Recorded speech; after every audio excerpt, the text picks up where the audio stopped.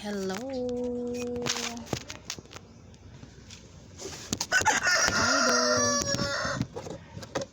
mga kanay, magulay tagas. Gulay na naman tayo ng papaya. Ay papayas man ang Bisaya, ang Tagalog is papaya. Magulay tayo para may pang-ulam sa tanghalian, kasi sa Mindanao maraming papaya dito. Igisa lang natin, lagyan ng tuyo, katina pa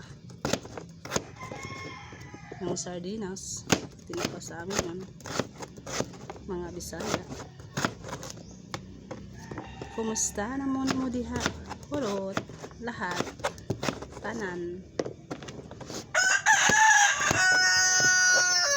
Masarap itong papaya paggulayan kasi maraming protein ito. Pwede natin ilagay sa kanin, kain hilaw, diba mga kaidol?